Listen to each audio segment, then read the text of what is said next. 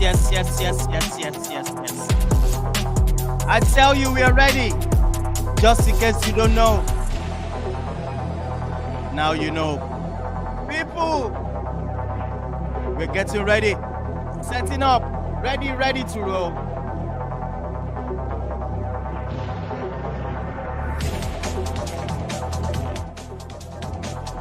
I tell you, it's Friday. Just in case you don't know. Opeyade Barry, all the way from UK, is ready. Robbie's also ready. Sheyomi Diora, he says he's here. Let's set it up. That's the topic for today. We'll be looking at EPL fixtures, the Champions League, Europa. Look at this, Spurs in the mud. Antonio Conte on fire right now. I tell you, in the bin, in the mud. Antonio Conte plays style. We'll be discussing that on this show. Opeyade Barry, what's going on in your mouth? Let's talk to me. I'm going to bring you in. Arsenal. I don't know what's going on. We discuss everything here on the show. Welcoming everybody on the show. And Manchester United really turned the corner. We'll discuss that as well. It's going to be massive tonight. Just sit down and relax. Let's enjoy the show together. Graham Potter sat at Chelsea. Shaya is going to tell us what's the magic behind this. Let's get ready.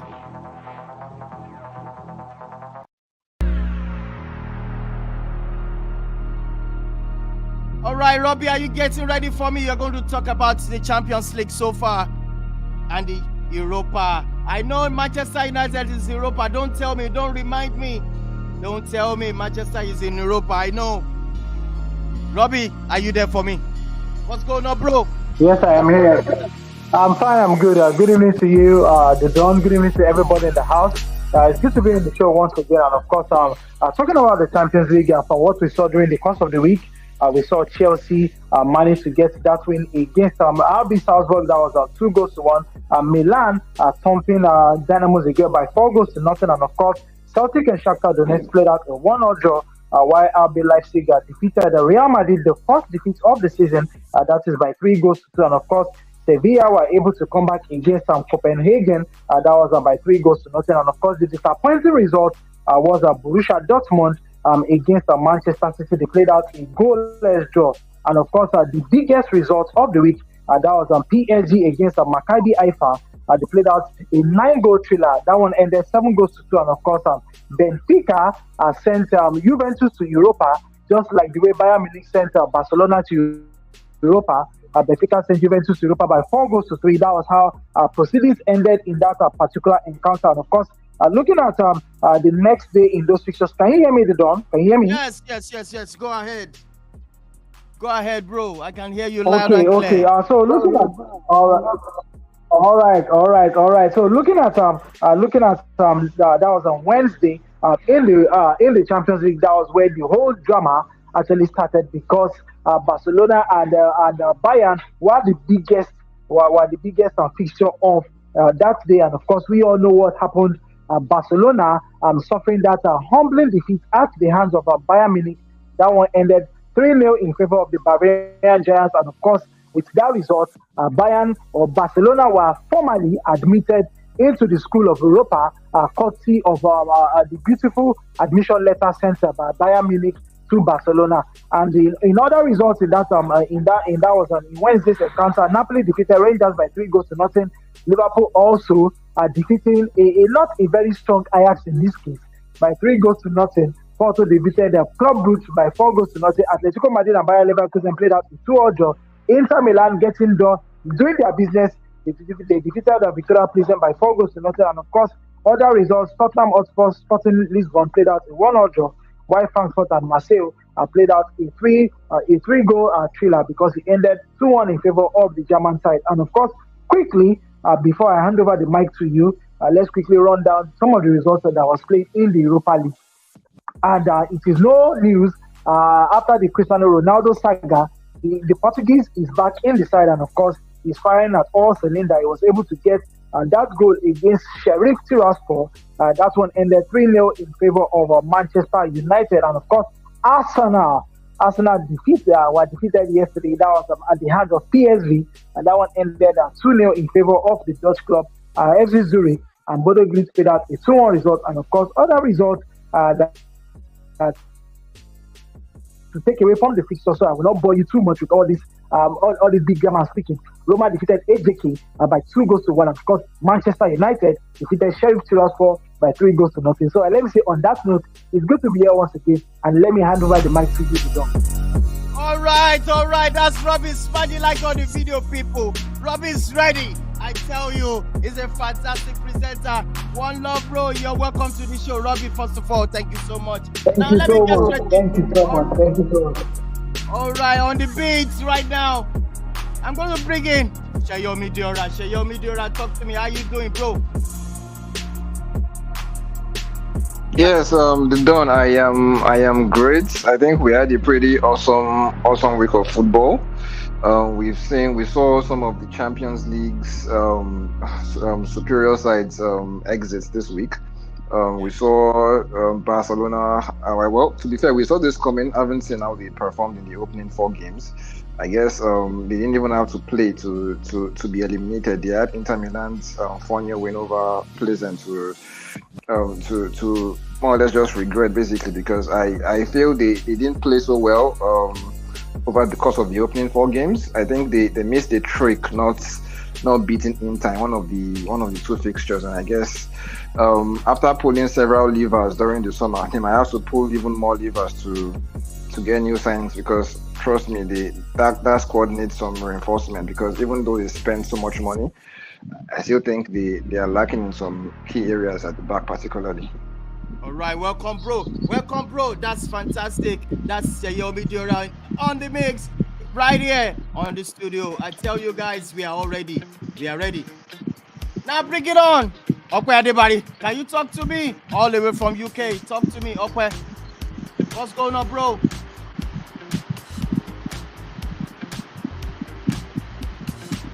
Good evening, everyone. It's a pleasure to be on Intercontinental Sports TV as usual on this fantastic Friday evening. Look, a lot has happened during the week in the world of football. Yeah, remind us very well what happened to Arsenal.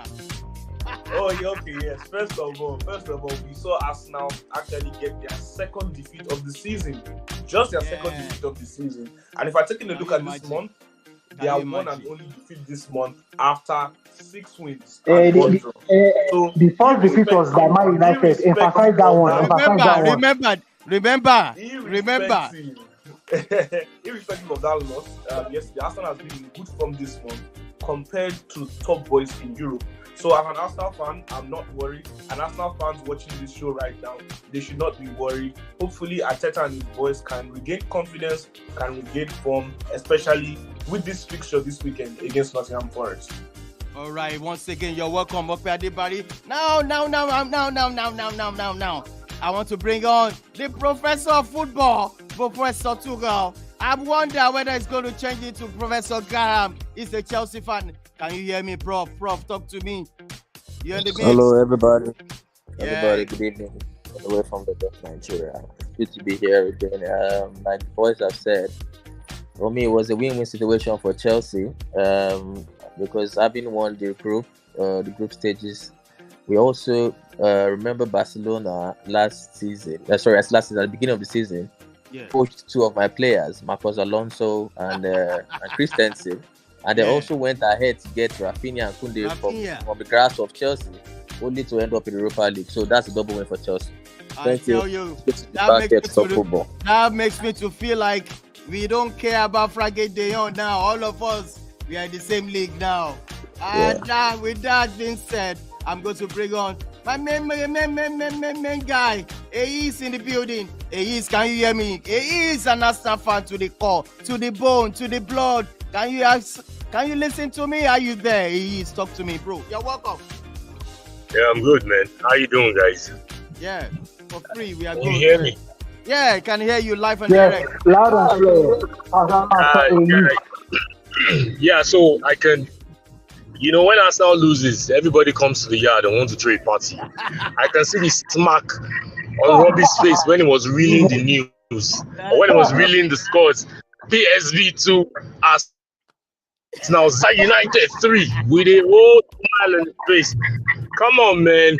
Arsenal qualified already. Can you guys understand that? And you don't expect them to play that game. You don't expect them to play with such intensity. And fun fact is, Manchester United, you're even yet to top your group. Real Sociedad sits comfortably on top of that group, and you might likely finish second. And I don't know if I start. Hey, chill. If I start, is it when you finish second? Do you have to play around 32? I want to play.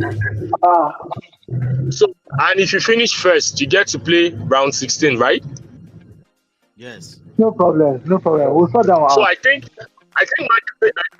Manchester United should just concentrate on themselves, because you see on Twitter yesterday, it looked as if it was a whole party for United fans, like Arsenal lost. Come on, any team would lose. It is possible. This season, I've not lost. Even the great Manchester City have taken the L this season. So, come on, it was a great week of football, man.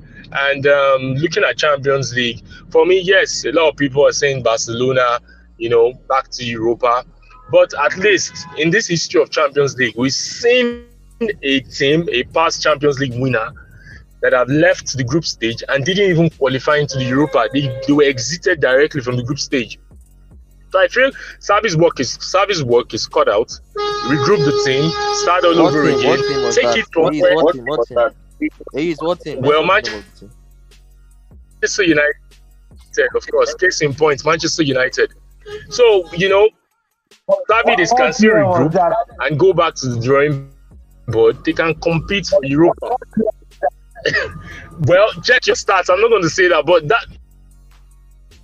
What year was that?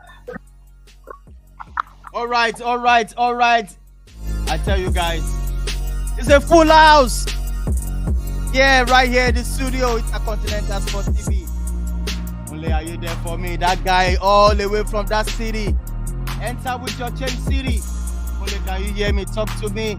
You are welcome to the show. Yeah. Full house. Talk to me. Yeah. I just wanted to respond to the things he said. Arsenal might actually finish second in Europa League because they might actually lose their last one. Just 2 points separates them and PSV. If they had beaten PSV yesterday, their top spot was guaranteed, but they didn't do that. So I think it is equally all to play for Arsenal. They finish second. They also have the prospect of probably meeting the likes of Atletico Madrid, Sevilla, Juve, and whatnot. And maybe the Europa League journey might be over. So I think it's all a level playing field now. Man, I'm going to interject here. You see the issue about United fans. Now you've left Man U. You're concentrating on Arsenal. Arsenal finishing second. Come on, Zurich. No. Man, come on. Do you want to place a bet on it? I'm going to give Zurich one. I'm going to give Zurich 1 goal ahead before even playing. 1 goal ahead. 1 goal ahead. Come on, man. Calm down. Boss, the strangest things have happened in football. Don't go. Okay, well. Please help me tell you.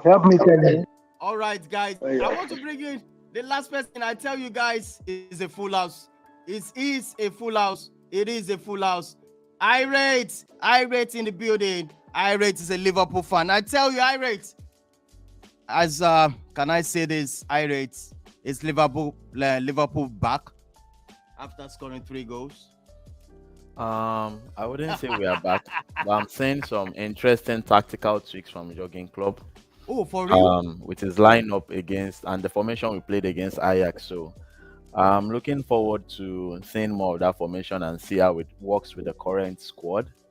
So yeah, optimistic going into the weekend, and hopefully we achieve our objectives for the season. But yeah, we qualified for the next round. We didn't drop to the lower echelons of football like some other teams. So we're doing good. The league form has not been very good, but yeah, we're looking forward to see what the next week's bring. All right, all right. Everybody, welcome to the show. Straight up, you're welcome. Okwe Adebari, what's going on from your side? How you doing, bro? Well, let's get into this straight up. We have this something to discuss on this show. The viewers, anywhere you're watching from, this is Intercontinental Sport TV. There's a comment coming in from. It says Arsenal fans compensating themselves this weekend back to factory setting on EPL double jeopardy. Lady VAR, be careful. Already showing us some trolling. All right, another message is coming in. It says, finally, happy the unbeatable Arsenal collecting breakfast. The elephant is finally falling from the tree. Oh my goodness. I think it's all about Arsenal people today. I don't know what's going on. But first, let's look at what we want to discuss today. Thanks for that super chat. We are having this as the fixtures for week 14. Leicester City versus Man City, Bournemouth versus Spurs, Brentford versus Wolves, Brighton versus Chelsea, which we are going to delve into. Also, Crystal Palace welcoming Southampton. Newcastle also welcoming Aston Villa. Everton will travel all the way to Fulham. Likewise, Leeds will be facing Liverpool at Anfield. And on Sunday, we have Arsenal will be welcoming Nottingham Forest that beats hell out of Liverpool over the weekend. And also Manchester United will welcoming West Ham. I'm going to start like this. We'll come back to these fixtures. That will be the last thing we're going to do. But first, let's look at the topic for today. We want to look at Antonio Conte's playing style. Let me start with you, Sheye Midiora. Sheye, can you hear me, please? Yes, I can. Yeah, talk to me about, what is wrong with the tactics of Antonio Conte defeating back-to-back. The last game is not really fantastic, playing with 5 at the back. What's your take on this Antonio Conte's playing style? Well, I would say, just before I analyze, I would say this version of Conte at Spurs is, in my opinion, the worst that I've seen in years. Because I personally love Conte. I feel he's a pretty brilliant tactician. I feel if you were, say, to wake up in 10 years and then watch a football game without knowing who the manager was, if you see a Conte team playing, you would actually know that this is a Conte team playing. But at Spurs, I feel he has been overly reactive. I feel even when they were winning earlier this season, I think I said it on this show, or maybe it was somewhere else that I sort of said they had not been playing well. They got a pretty lucky draw at Stamford Bridge where they were outplayed for about 70 minutes. But to be fair, it was quite smart on the day. He changed his approach at Stamford Bridge, and he brought on Richarlison and changed to, I think, a 4-4-2 on the day. But apart from that, I feel in most of their games, they tend to play within themselves in the first half, and then after halftime, they find at least some combination play in the final third, and they're able to eke out victories. But ultimately, you can't keep playing poorly, or you can't keep underwhelming and then keep winning. At the end, after a while, those results will dry up, and I think that's what we are seeing right now with Spurs, because they've lost back-to-back games in the league. They were outplayed by Man United last week, and then they lost against Newcastle. They struggled against Newcastle to even play out from the back. They struggled to progress the ball, and I found that pretty surprising, because they had Bissouma in the team, and he's someone who I know he's quite press resistant. He's able to progress the ball. He's able to bypass the press either by dribbling through pressure or by passing the ball. But even he struggled to do the basics right against Newcastle. To be fair to Conte, I think they've missed Kulusevski because he's someone who has tended to link the midfield to the attack. He's someone who tends to drop into that right half space to, and then maybe links up with Son and Harry Kane. But he has been missing for a while now, and I think he has been a huge miss for Spurs. But even before Kulusevski's injury, I think Spurs were struggling. So with Conte, I feel he needs to stop complaining because even against Sporting Lisbon during the week, they were quite fortunate because Sporting had a couple of chances to have gone ahead 2-1, but they missed those two gilt-edged opportunities, and then Spurs got that goal that was ruled out for offside. And then Conte said some really strange. He had some really strange comments to make post game. He sort of said if he was at a different club, one of the big name sides in Europe, that goal would have stood. And I found that pretty, to be fair, pretty stupid because offside is not a matter of being subjective. It's a fact. You're either offside or onside. Yeah. So for him to have said that, I think that was nonsense. So to be honest, so ultimately he needs to stop complaining. He needs to find solutions to his team's deficiencies. I feel they are quite limited. They I feel his wing backs as well. He needs to get more out of them.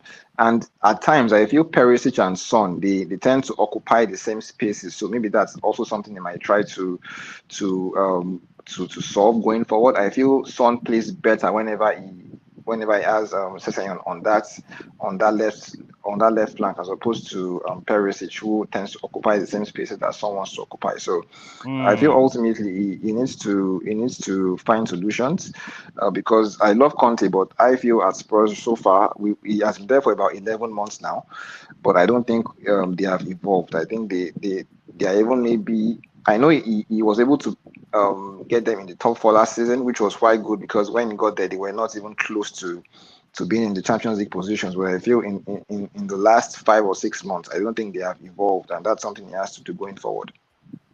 All right, Sheye, thanks so much.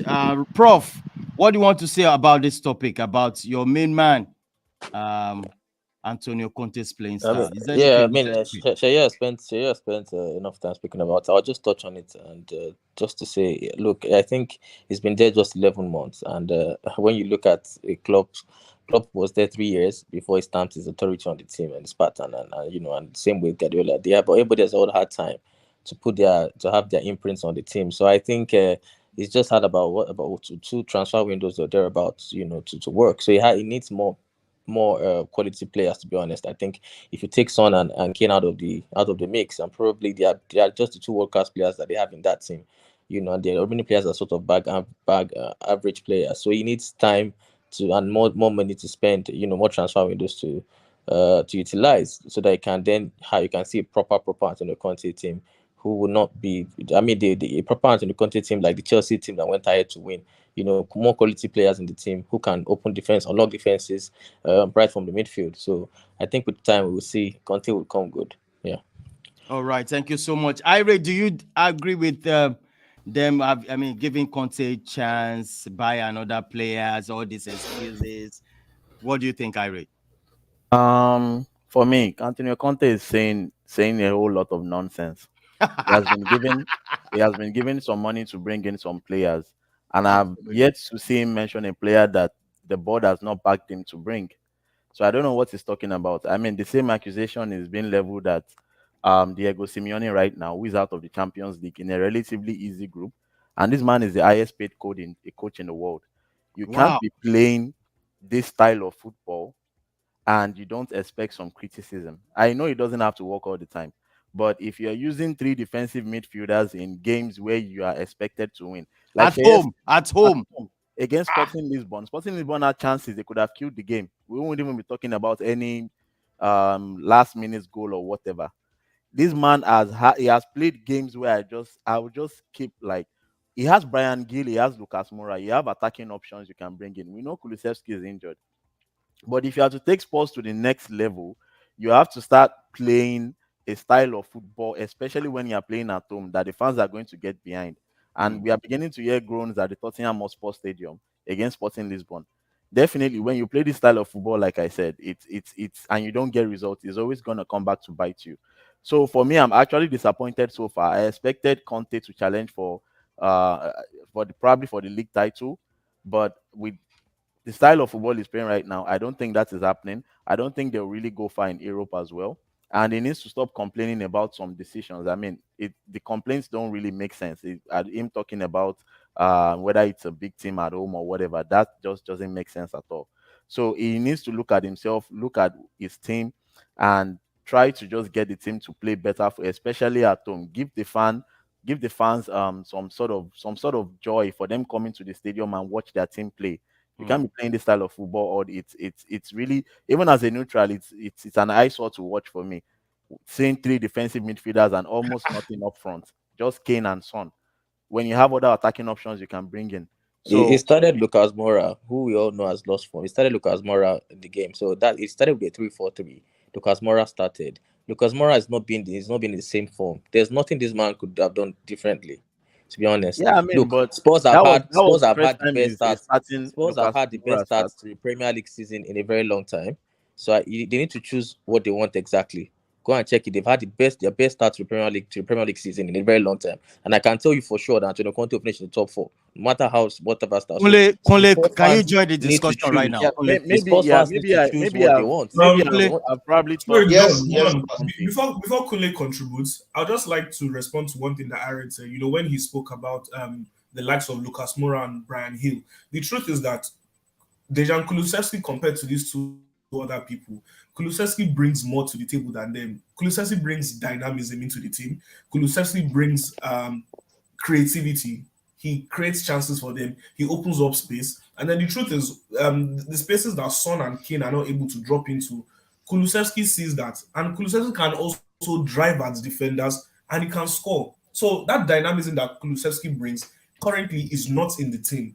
That's why you don't see a lot from Kane and Son, because it's difficult for them. They have to be the ones to now drop back into midfield and drive the ball forward, because the three holding midfielders don't have that in their capacity. Talking about Bentancur, Bissouma, and Højbjerg, they don't have that attacking prowess in them. They are majorly central midfielders and box-to-box midfielders. So, and then again, when you look at someone like Lucas Moura, he's just coming back from injury.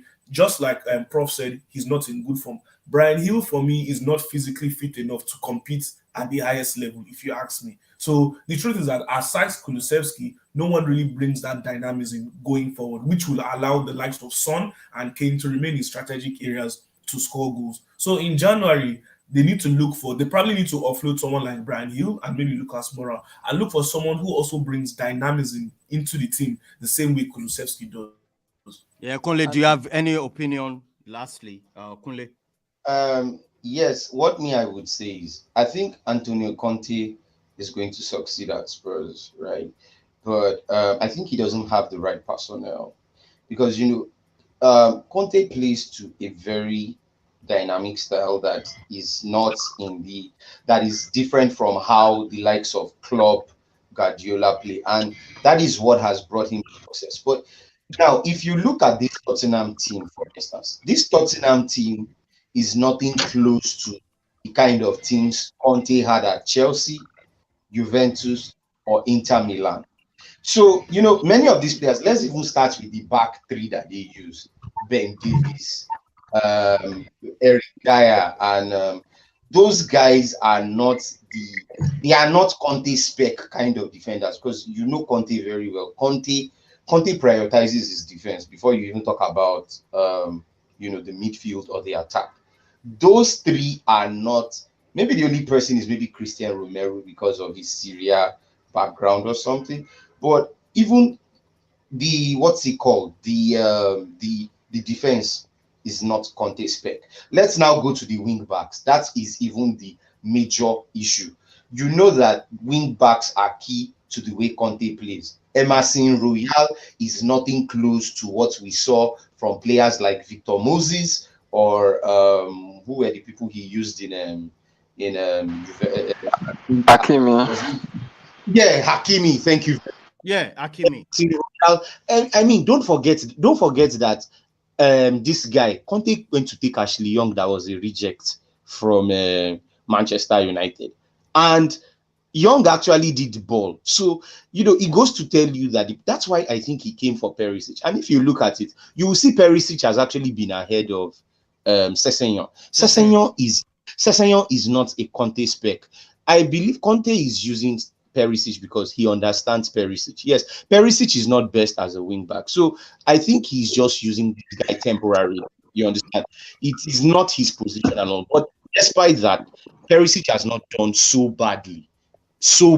I mean, for somebody who we know is attack-minded, he hasn't done making some defensive shifts and all. He hasn't done badly. So I think Tottenham still need more investment, okay? And I think, like, who made mention of it, I took Liverpool 3 seasons before they got there. Within those 3 seasons, Klopp was getting rid of many of those players that he came, like Clavan, so many players. I can't even remember. I know Irate. If Irate can help me out, he will know the players I'm talking about. It took him time. So I believe the same thing with Conte. Let's relax. And I think, as Prof mentioned, Tottenham have actually had a very good start to the season than they ever had in a long time. So I think that's a positive, that even though he doesn't have a very good team, he's still able to push them to the limit, and they are still able to get some very good results, which is positive. So I feel... Are there players he has asked? I'm gonna have my say. Is he going to tell the board to bring him Hakimi? And we know that is clearly not possible, because he keeps, since he has been at Tottenham, he did the same at Inter Milan. He keeps attacking the board, and I feel like I don't see any player he has bought that is not this type of player. So what does he want from the board exactly? You mentioned Eric Dyer. Eric Dyer has also been a very good player in the Premier League, even though his best years might have been behind him. And you can't buy for every position. You have to improve some players. You just have to.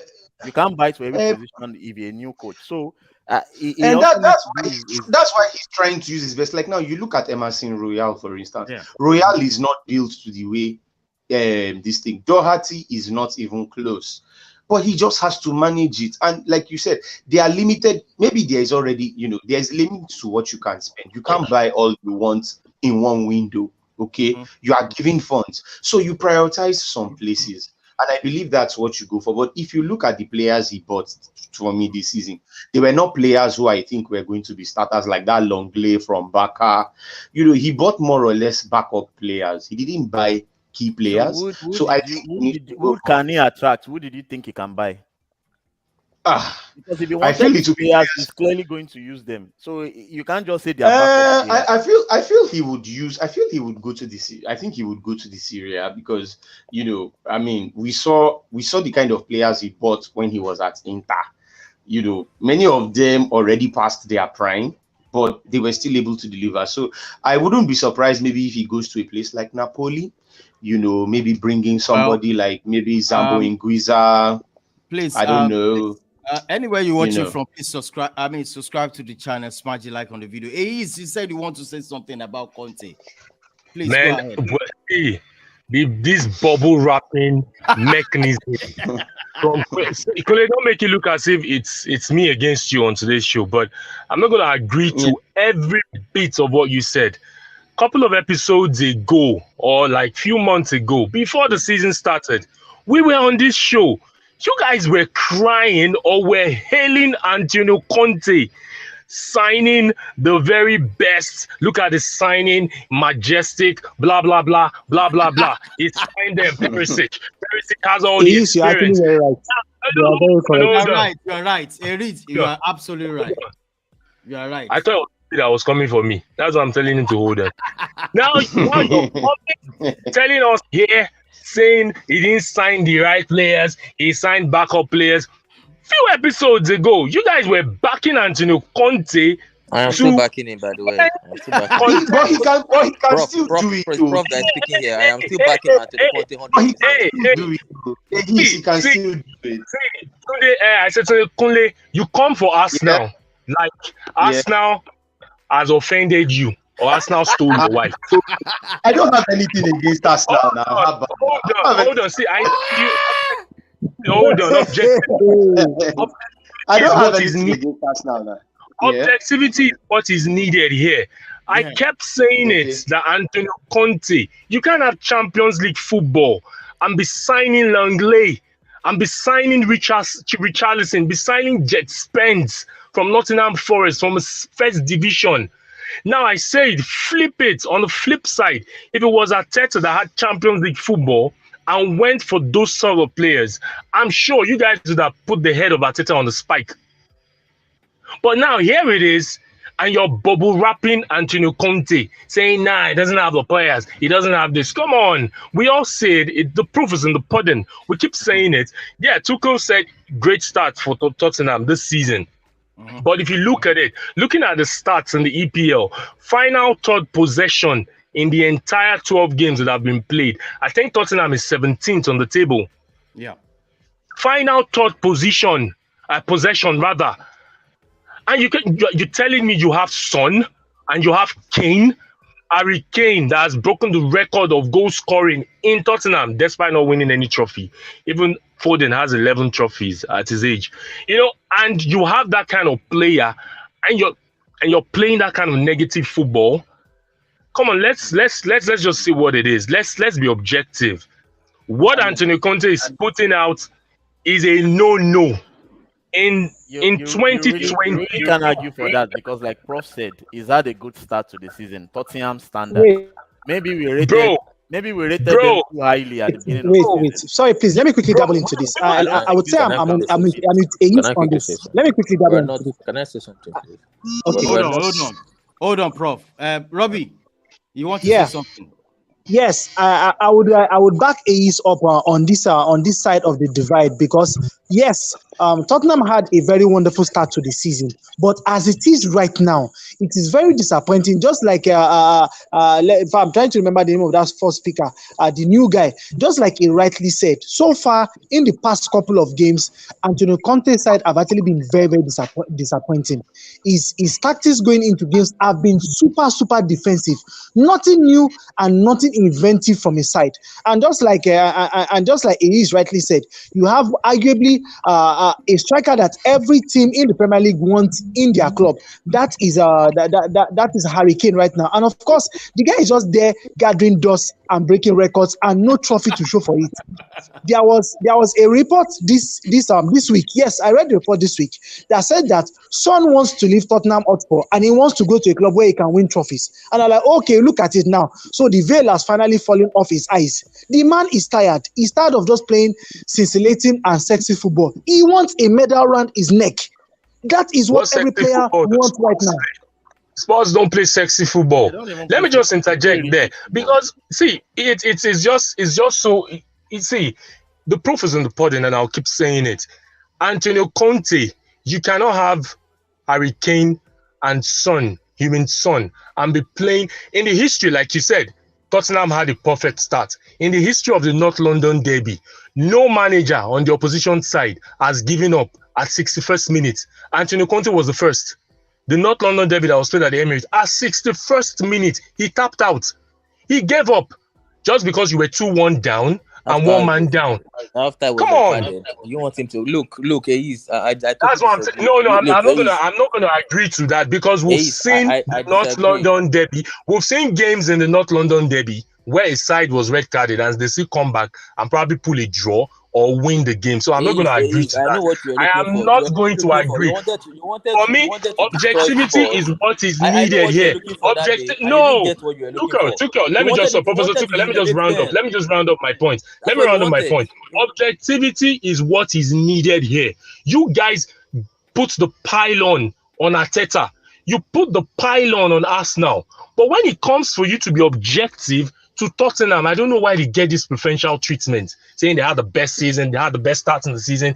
He doesn't have the players. Come on, he should get his tactics right and do what is needful. If it was Arteta that was playing negative football, we would have heard the worst of it. A typical example, Leeds, just because Arteta decided to flip his tactics, second half against Leeds, he decided to win, he decided to go defensive. The whole world went on a tantrum. The whole footballing world went in a tantrum. The Arsenal. Please, can I need to interject, please. I need to interject. Come on, man. I just feel we just need to be objective when it comes to analyzing Conte. And I said that this season, Conte might not even finish this season. He might not. Mark my word, he might not finish the season with Tottenham. All Possibly right, might thank you. resign. He has 1 year left. He hasn't All right. they've not renewed his contract, and we know Conte will always be Conte. When the heat is on, he backs out. Yeah, thank you, Aiz. I want us to move on to the next topic. I think the viewers are really enjoyed the show at the moment. Let's look at this fantastic club. If Irate is going to agree with me, I'm talking about Manchester United at the moment. I'm going to start with you, Irate. Have Manchester United really turned the corner? Irate, I know you're a Liverpool fan. I know. Now, get me right. Have Manchester United turned the corner? Um, I'll have Why to are say you first of talking him all, before you ask him to talk? Why? No, I just want to hear from opposition now. Do you think the way we play, okay, just go on, Irene.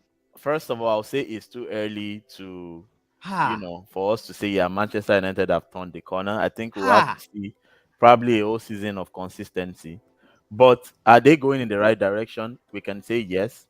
There's a couple of games where maybe Ten Hag has like gotten a couple of tactics wrong, player selection. But you saw the fighting spirit against an abject Chelsea last weekend, and I think Manchester United deserved a draw from that game. So I think, yeah, Man United right now are, like I said, are moving in the right direction. I think Eric Ten Hag will still need a couple of transfer windows to bring in more players and offload more players. He needs to show more discipline, and I think he's beginning to show that. But overall, yeah, I mean, it couldn't be worse right now. I think he's won about 6 and 7 thereabout, if I'm correct. So, but it's still really early for us to say, oh yeah, Manchester United are back to where they belong. But at the end of the season, where the honors are being shared, we'll see, and we can then evaluate everything as first season at Man United. But right now, Man United are on the right track. All right, let me ask another opposition. That's another Chelsea fan. Prof, what do you think about beautiful club Manchester United? Prof.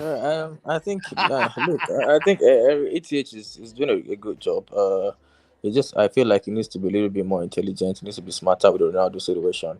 Bringing him on at that time that he did against was it Spurs, or I think it was the wrong decision that he made, and it's something that could backfire to him. So he shouldn't have done that. I also I also feel like tactically it's a little bit. Well, I think he's doing well tactically, using the players rightly, getting results. Most importantly, getting results. So, yeah, but there are more standard tests that are going to come. Varane is injured now, so the team is going to be tested to the limit. He has Lindelof now to use with Martinez, so it's a big game that he has this weekend. We'll see more. We'll learn more about the defense in that way. So I think there are more standard tests to come, more standard positions to come. So we'll know better as the season goes by. But so far, so good. Yeah, he's doing a good job.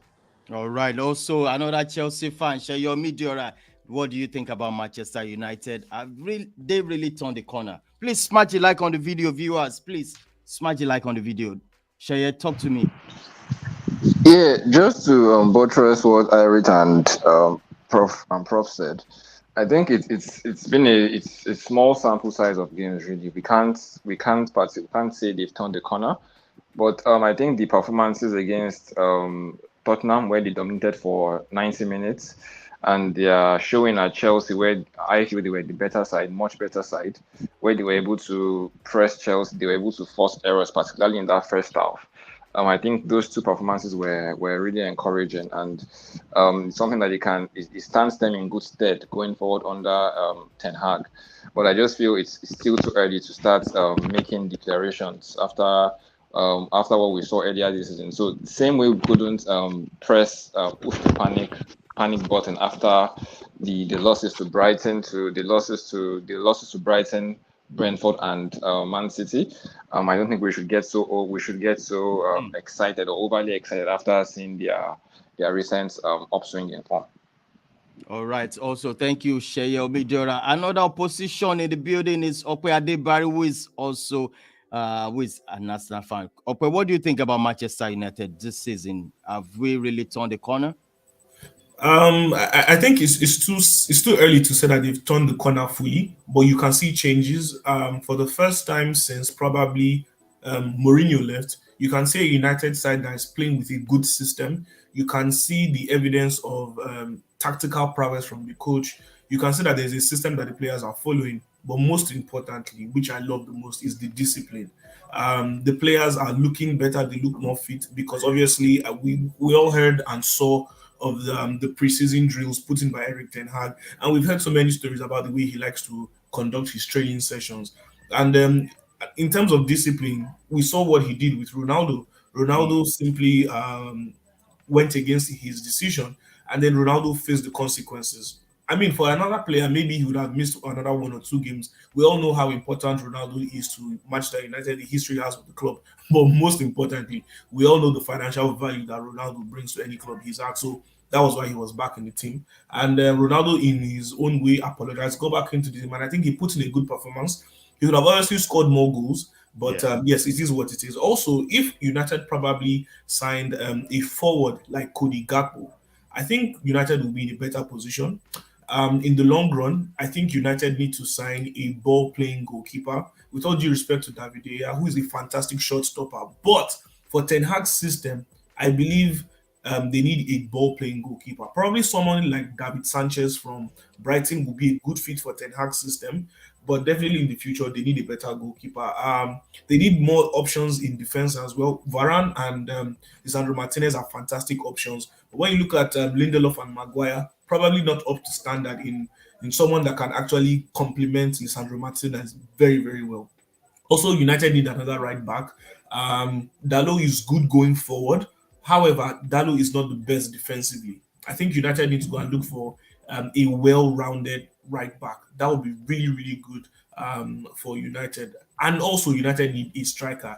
It's as simple as that. They cannot rely on Anthony Martial because he's injury-prone. Marcus Rashford, naturally, is not a striker. He's someone who finds it difficult to stamp his position on what position on the field he wants to play. So he's someone that you can call a forward. I can never call him a left winger or a striker. He's simply a forward. So United need a designated striker who scores goals game week in, game week out, because we know Ronaldo's legs are running out and Ronaldo might not be at United past this season. So far, so good. Have they turned a new leaf completely? I think it's still too early to say so. All right, thank you, Okwe. I know all you people will be saying it's too early, it's too early. Especially the Irish. It's too early, it's too early, it's too early. Well, let me ask the Manchester United fan to the call. I'm going to ask start from Kunle. Kunle, what do you say about Manchester United? Don't say anything different. Just shame the devil. Talk to me, Kunle. Don't mind irate. But I said good things about. Why are you saying it? I don't want to hear that. Well, you should know me. Well, you should know me, Didon. So you might be disappointed in me.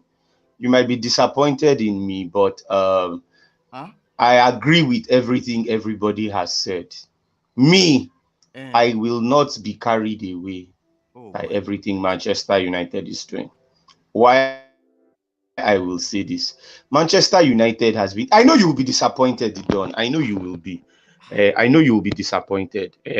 But Emma Binusa, I know you're always disappointed, but me, I will be blunt when it comes to Manchester United. Sorry. Okay. We've been in this kind of position before under Ole Gunnar Solskjaer, and everybody was excited. We were playing the best. We were smashing everything that was coming our way in the Premier League. We smashed City. Don't forget that we beat Man City home and away one season like that when Igalo was there, when we had an Igalo, if you remember. So we've been there before. We smashed Chelsea, we smashed Arsenal, we smashed Spurs, as in swift attacking football that reminded us of the Ole Gunnar Solskjaer days. But we need to remember that this is not the way Eric Ten Hag plays. And my worry here is that United are not playing to the way Ten Hag wants to play.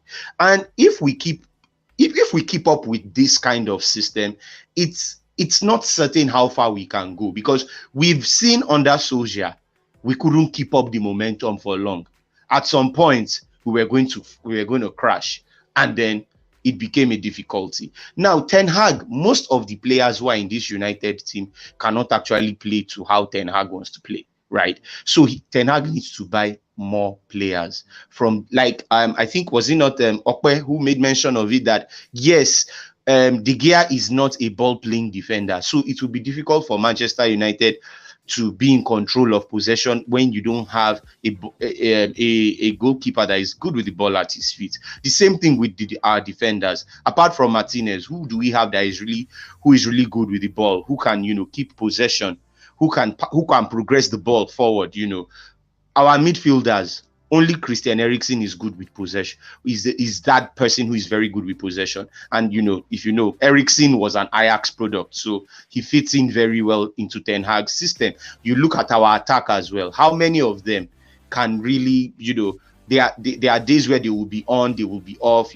They've mentioned about how Martial can be. We know how Rashford can be. So the bulk of these players are not Ten Hag standard. So it's still going to take time. So I can say we can be happy, but let's not get too excited, because the way Manchester United playing is not the way the coach. He's just managing, and we don't know how far he can take it. But until we see where he is bringing the players that he wants, where we see them playing to the style that he wants, where United will be good in possession, be able to press effectively, then I think that is when we can start talking about Manchester United being a very dominant team. But for now, let's just keep looking at Manchester United like we are watching them in those good days of Ole Gunnar Solskjaer, so that we won't keep our expectations up, so that when maybe they come down, we won't be too disappointed. We will know that it was all. Emma Binusa, Robbie, talk to me. Emma Binusa. Another true Manchester United fan. Robbie, talk to me. Robbie, I can hear you now. Well, okay. I would say that everybody pretty much have let's say summed up what Manchester is this particular season. United, have they turned the corner? I would say no. Reason is the team still need a bit of consistency going forward. And just like Kunle and other guys have rightly said, the bulk of the players at the club are not up to the standard of what Eric Ten Hag wants at this moment. So, and I think at the point in time, we all talked about United, and we agreed that United's issues or problems over the years will not be solved by just one transfer window. So let's say give it an extra year. Let's say give it 2 more years from now. Then we can come back to this topic and ask if United have turned the corner or not. But for now, I think it is a step in the right direction. And I would say kudos to the players and kudos to the coach. That is my humble summation. Humble. No wala. No wala. Now let's talk about this club, Chelsea. Graham Potter starts at Chelsea. Let's talk about this main man at the dugout. So we want to focus on Chelsea right now. I'm going to start up with you, Irate. What do you want to talk about Graham Potter at Chelsea at the moment? Yeah, I think it's actually interesting to know that he's facing his old club this weekend. Yes. So that game should be an exciting one. I'm looking forward to it. I would say Graham Potter has had a start that has been good. I wouldn't say fantastic, and I wouldn't say is out of his depth. So far, we've seen he can do a lot of tactical tweaks, especially in the match against United. You really see a coach changing tactics in the first half of the game. So he actually did that, I think, 2 games already. And yeah, I mean, one positive is unbeaten so far. And you really can ask for more than that for a coach coming from Brighton into a big club. So he's had a good start. I just think that right now he's trying to find the right balance between attack and defense. And he will also trying to take more days on the training to make sure his players can implement his style of play, and probably offload some players and bring in new players in a transfer window. We all need to remember that N'Golo Kante is actually a huge cog in that Chelsea machine that has been really missed. So I doubt if N'Golo Kante would be available to Chelsea anytime soon. So I think Graham Potter will do a good job. He's going to improve a lot of the players. But right now, like I said, is trying to find the right balance. But so far, he's not losing games. That is one positive. So I'm sure Todd Boehly is happy. I'm sure Chelsea fans are happy. And you really can ask for more right now. But I believe he will do a good job. By the end of the season, I think he should get them into the top 4. Fantastic. Okwe, what do you think about Graham Potter at the moment at Chelsea? So slowly, we can see his input in the team. I remember the last time when I was on the show, we spoke about the frequency at which he changes the system, right? But then the truth is, just like I said last week, and I'll say this once again, one peculiar thing about the way Graham Potter sets up his team is the playing style. It does the formation doesn't really matter. At the end of the day, whatever formation they play, the playing style is still implemented at the end of the day. And one good thing is that he's finally getting to see his own starting 11. What I love the most about him is that he has given every player a chance to show him that they deserve to be starters for Chelsea Football Club, because it's a new dawn, it's a new regime.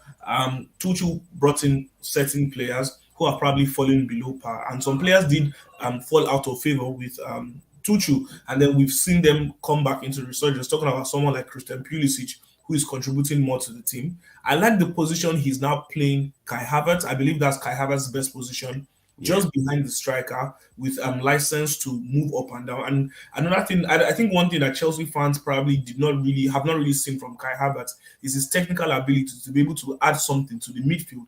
But then when you now have Havertz dropping back into that hole behind the striker, the question is, where does Mason Mount fit in? And sometimes you then have to push Mason Mount to the wings. But this is good headache. This is good headache for Graham Potter. And as far as I'm concerned, it is so far so good. And once he gets his own starting 11, I believe going forward, every other player would then want to impress him continuously, and there'll be great competition in the Chelsea squad. So, I mean, for now, so far so good. At the end of the day, we know what the standard is with Chelsea Football Club.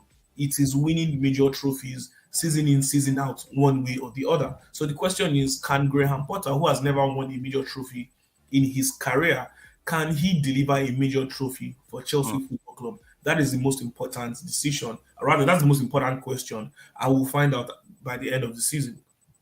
All right, can you hear me? You want to say something about Graham Potter?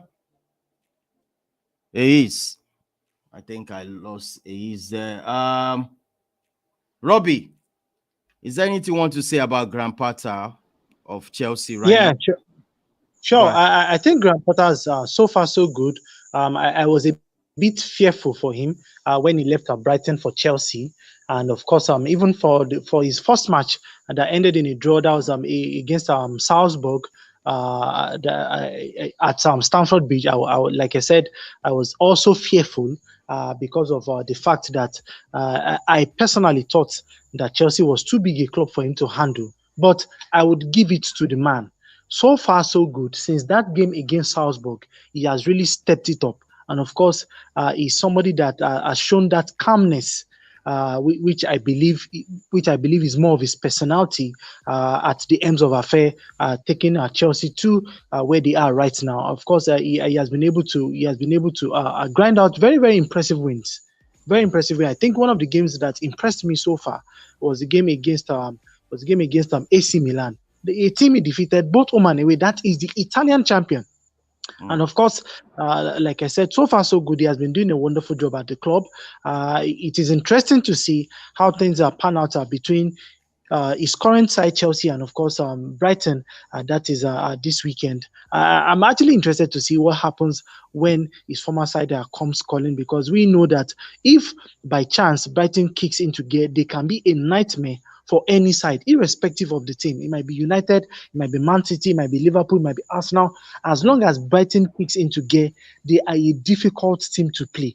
Just like I tell people that even a team as ordinary as Crystal Palace, if Crystal Palace clicks into gear, they are not a side you want to play on a day that everybody in that team are doing the right things at the right time.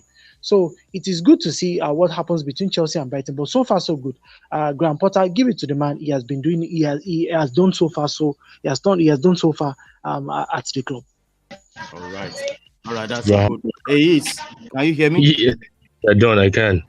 All right. I think I said a lot of things about Graham Potter, but really, if he does not perform with the players at his coffers, I think he should be asked, because Chelsea, if you look at squad depth,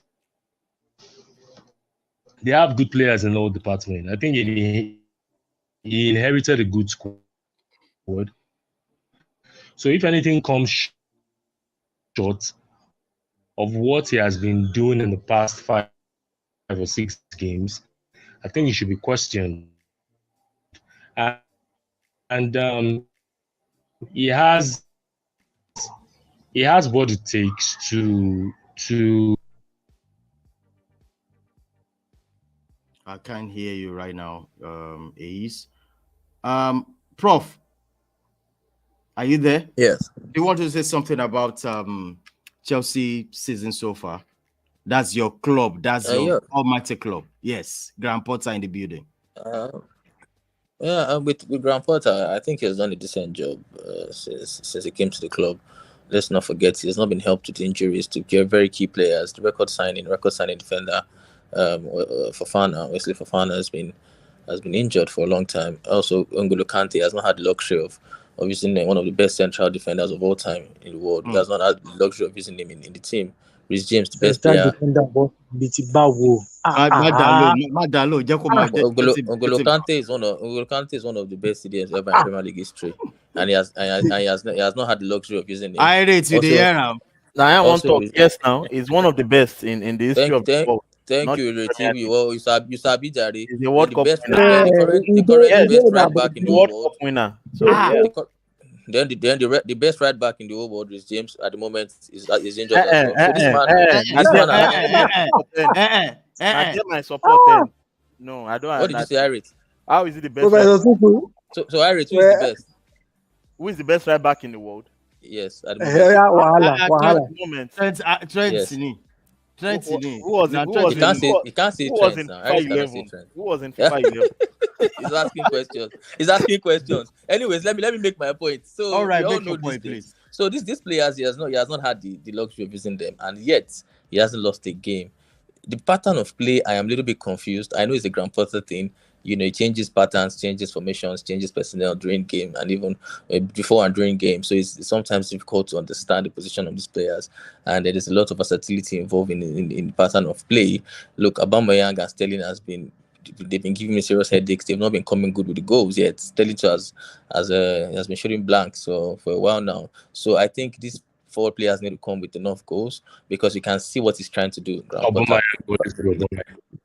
The pattern of play is there. You can see what he's trying to do, the passing football, incisive passing and everything. But the team is really stretched, very, very stretched. We still have a 38-year-old centre back playing almost every game now, in the absence of our defenders. Koulibaly is injured as well. So look, whatever happens this weekend against Brighton, I'll take it because the team is really stretched, playing 2 games in a week and everything. So look, so far so good. I give it to him. I would like the team to improve going forward, scoring more goals, playing with more freedom. But so far so good. I'm good. I'm comfortable. All right, Sheye, what do you think? Yeah, well, I think everyone has made valid points. Okay. We have seen a team that wants to play fast, incisive, vertical passes through the lines, really. And we've also seen Potter try to integrate or trust youth, because I think against Brentford, when Chelsea were chasing a winning goal, he brought on Kani Chukwuemeka, who actually had a decent cameo, rather than bring on someone like Hakim Ziyech. And he didn't bring on. Oh, sorry, he brought on Chukwuemeka instead of Ziyech in that game because we all thought it would bring on Ziyech because, of course, Ziyech is the more. Please, so is that Chukwuemeka in Nigeria? Yes, he is. Anglo-Nigerian. Yes. Super Eagles. So we've seen him lean on youth as well, because we've seen Armando Broya also get some minutes. He even got a start against Brentford. But just to look at a couple of negatives, or just one negative that I've noticed under Potter so far, is the inability to actually control games at times. We saw that against Aston Villa, where they considered a plethora of chances. And then in the last 2 matches against Man U and Salzburg, where against Man U, after they went ahead, I felt I was quite disappointed to see how they couldn't string passes together. They struggled to bypass Man U's press. They panicked. They were considering silly fouls in some dangerous areas. I felt that they could have been managed better. And then against Salzburg, although to be fair, they deserve credit for ending Salzburg's 40 game unbeaten record at their home. But still, I felt after going ahead 2-1, and after replacing Mateo Kovacic, who in my opinion is Chelsea's best midfielder currently, but he has been battling some injury problems. But after I was replaced, I don't think Chelsea managed that lead well enough. They had some pretty ropey moments in their defensive third. They had Thiago Silva to thank for clearing a goal bound header after Kepa flapped at a long ball into the box. So I just feel they also conceded a few chances on the night. So it's something they have to look at because they need to manage leads better. They need to control games better if they want to really make headway. But I think so far so good. He has done a decent job there, given that he didn't even have a preseason with these guys. He came in when the season was already in progress. So I think ultimately the challenge has to be to battle and hopefully end in the top four.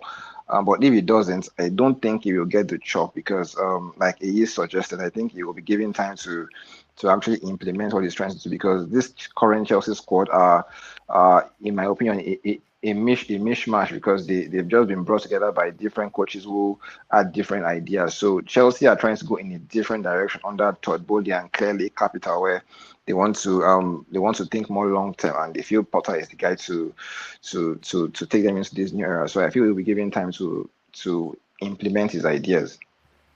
All right. Thank you so much. We are supposed to wrap up the show right now, and we have to wrap up the show right now. I want us to just make our score prediction for this weekend. Like, for example, this is how I want to do it.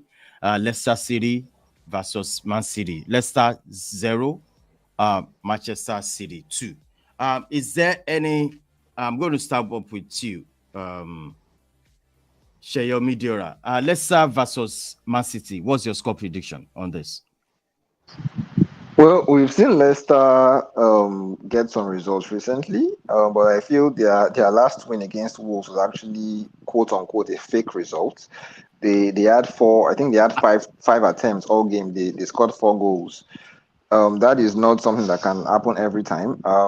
They've obviously been able to defend better recently, but I feel with Man City they tend not to get the results against Pep Guardiola's men. So I would back Pep's men to get the results here, maybe 2-1 Man City. All right, 2-1 Man City. Do you agree with that, Robbie? What's your score prediction, Robbie, for Leicester City? I would go with it's a 3-0 Man City result in this one. Allah scoring 3 goals, have we? Well, irrespective, but I think Man City will win this game, but it's just a question of how much margin. But I'll go with 3-0 Man City. 3-0 Man City. Kunle, what's your score prediction?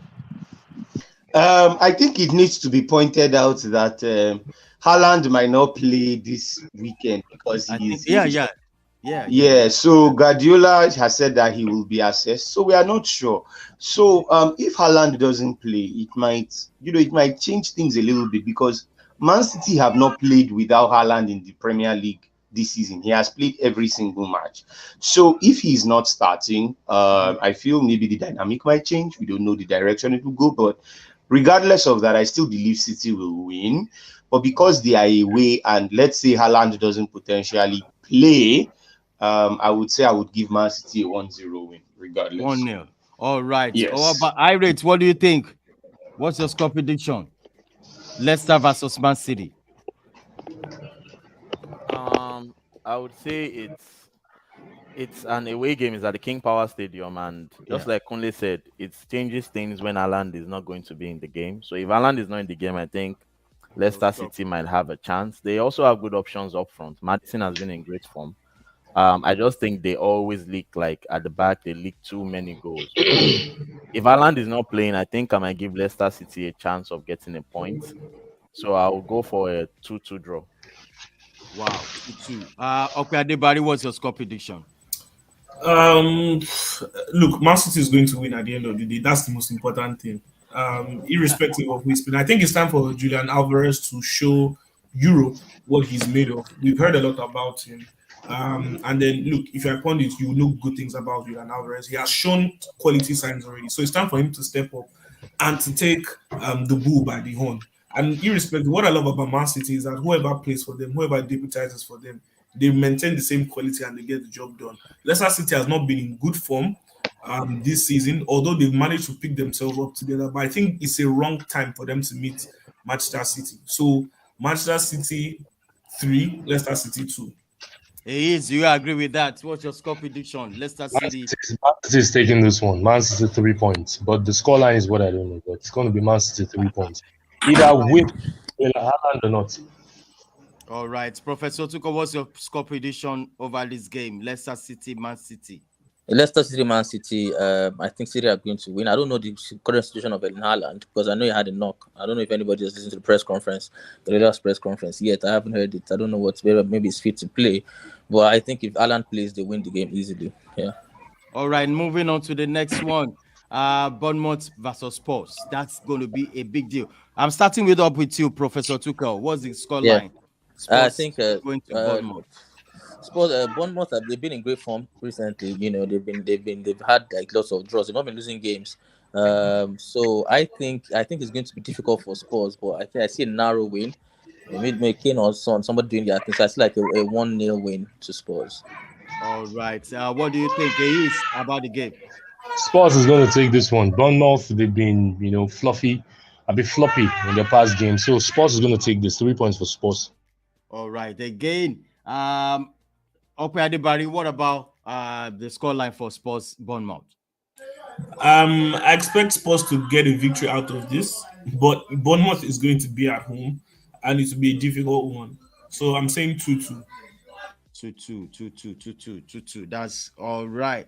Kunle, do you agree with that? Is it a draw game? Spurs Bournemouth. What's your score prediction? I predict here, yes, boss. I predict Tottenham to win 2-1. At least Bournemouth might get a goal, but Tottenham would win, so 2-1. 2-1, fantastic. Straight up, Robbie, what's your score prediction on this? Spurs. Spurs to win 2-1 as well. 2-1. All right, Shaya, do you agree? Spurs winning or draw or losing? Well, I think Solanke went off injured against West Ham, and he's their key player. So I don't know if he will be fit to play against Spurs. So that's why I will back Spurs to get a 1-0 victory. My own score prediction for that game, Spurs versus Bournemouth, is going to be 1-0. 1-0. Bournemouth is going to win. Bournemouth is going to win. That's my score prediction. I am moving straight up I'm moving on to Brentford Wolves. What's your score prediction, Shayomi Diora? I think Brentford, they are winless away from, but this is at their ground. So, and Wolves are one of the weakest teams in terms of scoring goals and in terms of traveling away from their ground. So I will back Brentford to win this one 2-0. 2-0. Do you agree with that? Do we agree with that, Robbie? I lost Robbie there. Robbie, what's your score prediction of Brentford Wolves? I think I lost Robbie. Kunle, what's your score prediction? Let's say Brentford Wolves. Go ahead, Robbie. No, I'm here. 1-0. 1-0. All right, 1-0. 1-0. All right, Kunle, what do you think about the game? I see the game ending in a draw, 1-1. 1-1. Irate, what's your score prediction on Brentford versus Wolves? I think Brentford are very strong at home, and Wolves have been abject recently. They are still trying to even get a manager. They are managerless right now. So I don't see any other result than Brentford win. All right, that's good. Okay, Adibari, what's your score prediction on that? Brentford Wolves. Brentford win. 3 points for Brentford. 2-1. 2-1. Hey, do you agree with that? Winning for Brentford 3 points all the way. Wow, Prof. Yeah, I think it's going to be a straight win for Brentford. I have Anthony to do his thing again. All right. Now, The biggest one now is Brighton versus Chelsea. My score prediction for this game is going to be Chelsea is going to lose this game by a long goal. That's my score prediction. Don't call for me. So I'm going to start with you, Prof. What's your score prediction? I think it's going to be a very, very difficult game for Chelsea. Look, I don't know. I don't see Chelsea winning, so I say a draw in the game. All right, so it's a draw. Adam, Ace, do you agree? Ace, Chelsea drawing this game. Ace, I can't find Ace. Okwe Adebari, what do you think? What's the score line? Your own score line for Brighton versus Chelsea? I think Chelsea is going to win the game. Chelsea has been in good form, let's be honest, and Chelsea is of better quality compared to Brighton. I think Chelsea will get a victory from this game in very, very slim margin, probably 2-1 or 1-0. Let's go with 1-0. Wow. 1-0. I rate quickly. Chelsea. Yeah, like I said, this game is a very interesting game. And, I want to watch I still see Brighton playing Graham Potter football so far, even with the new manager, and they cost Man City a lot of problems last weekend. Absolutely. And they could have actually gotten a point from that game. At a point in the second half, Man City were struggling to even get hold of the ball. So I'm sure they know Graham Potter very well. Graham Potter knows them very well to have his team set up to try to get the win. But I think Brighton at home, the new manager needs 3 points. He really needs 3 points. I think he's yet to win a game. So I think they'll be fired up and it will be a great game. But I'm seeing like a draw, like a 1-1 or 2-2 draw in this game. All right, let's do it this way right now. Let's go for these two games. That's Crystal Palace, Southampton, and then Newcastle versus Aston Villa. Sheye. Oh, sorry. Sheye, sorry. Oh, Chelsea fan. What's your score prediction? Sorry about Please don't. I actually like my Chelsea people are big. All right. I think Kunle have not even said anything yet too. Well, Prof. What's your score prediction? Brighton, Chelsea. For me, I'm going with a 1-1 draw. I'm going with a 1-1 draw. Yeah, 1-1. All right. What about Sheye? Talk to me, Sheye. Yeah, so Prof intimated, I'm not confident going into this game. And I will actually go bold here. I think Brighton will win 3-1. Yeah, I tried to play safe just in case you win the game, Sheye. We just never can tell. I can't believe it. I understand how you feel, Sheye, but I try to play safe by going draw. Don't say it too loud. Oh my goodness. All right, let's do it this way now.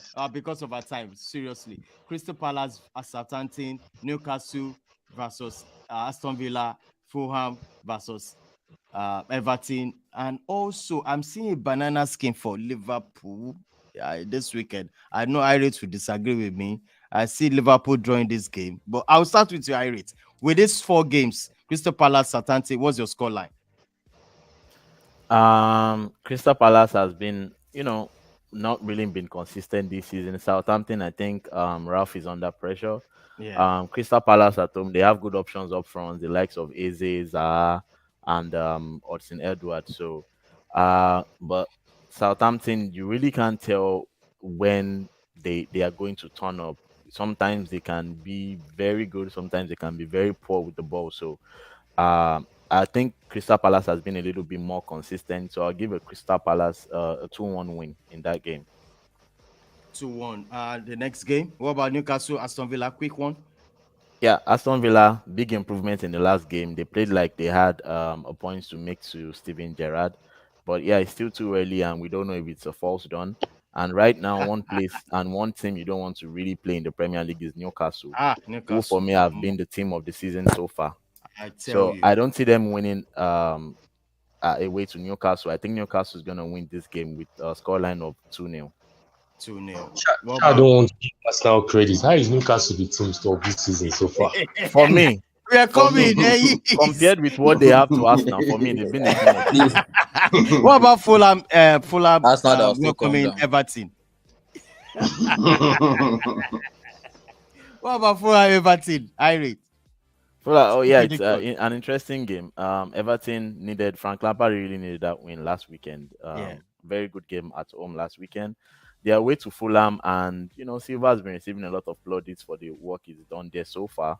I think they might actually stay up this season with the way they are playing. They have Mitrovic. He also signed Willian, who has a lot of experience, and Andreas Pereira, who has a goal and 5 assists already this season. So I think they have enough to trouble Everton. But Everton has also their backline is very solid with Cody and Tarkowski, who a lot of people are calling for them to go to the World Cup with England. They formed a fantastic partnership already. So it's going to be a tough game for both teams to try to get all the 3 points. So I'll go for a 1-1 draw in this game. All right. Lastly, Liverpool versus Leeds. Liverpool Leeds. First of all, Leeds is not going to win it at Anfield. Secondly, Jesse March is under pressure. Right now, I think a couple of days ago, he came out in a press conference where he made this rant I think he shouldn't have made. I don't think it helps him in any way. He'll get sacked. I think if he loses this game, he's going to get sacked. He'll just get sacked, yeah.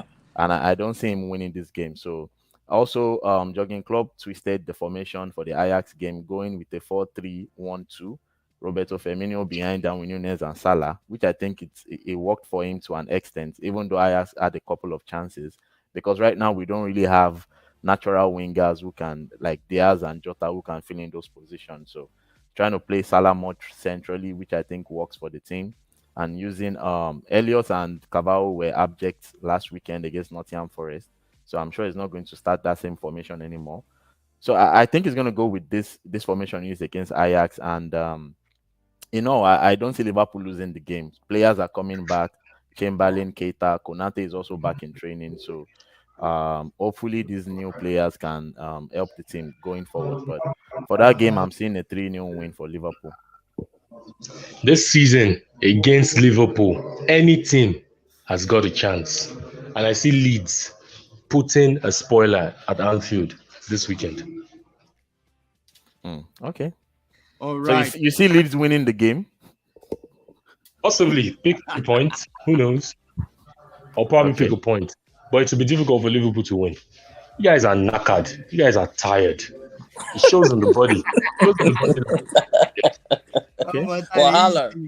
We are tired, but remember we are now in the knockout stages of the Champions League. Regardless, you guys played. Come on, that's man. not where Arsenal they want to be. They're aspiring to be there. Regardless, this season when Liverpool came against Arsenal, we took the 3 points, and that's what matters. Well, you'll come to Anfield for the second leg. We'll wait. And it might be bloody because we might pick 3 points again. Who knows? Okay.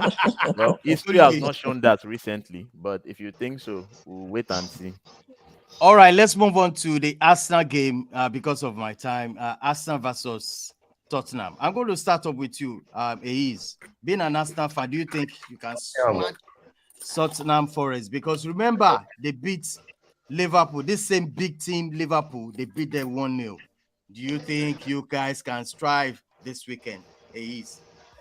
Well, the game is going to be at the Emirates, and if you look at our record at the Emirates season, has been fantastic. Yes, I know the team has gotten to that point, a lot of diminishing returns, like the turtles in economics. Anything that goes up will definitely come down. But I think fixtures like this, Arsenal can, wiggle their way around it.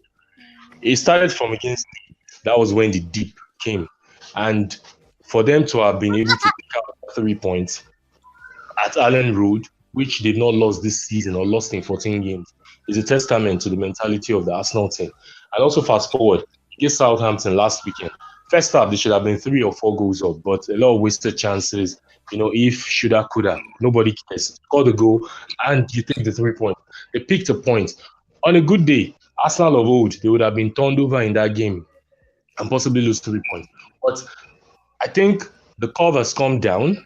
Now it's time for it to go back up. With the 3 games left, Nottingham Forest, Chelsea, which is the London derby, we know what happens. Arsenal can go in there and smack the hell out of Tottenham, the London Bridge, and also Wolves. So those 3 remaining games it's fixtures that Arsenal can find their rhythm and ensure they stay at the top or stay within the first and second position before the World Cup break. But this game, I see Arsenal winning it 3 points. Nottingham Forest, I know they will come to try to defend, low block of 2 blocks of 4, wanting to hit us on the counter. But I think Arsenal is smarter this season. After that debacle they had at the Old Trafford, I think they are wiser now, and 3 points in the bag again. All right. Because of my time, I have to go now. Thank you so much for joining us, and we're looking forward to seeing everybody next week. Thank you so much, guys. See you. All right, now. Thank you so much. All right. Thanks.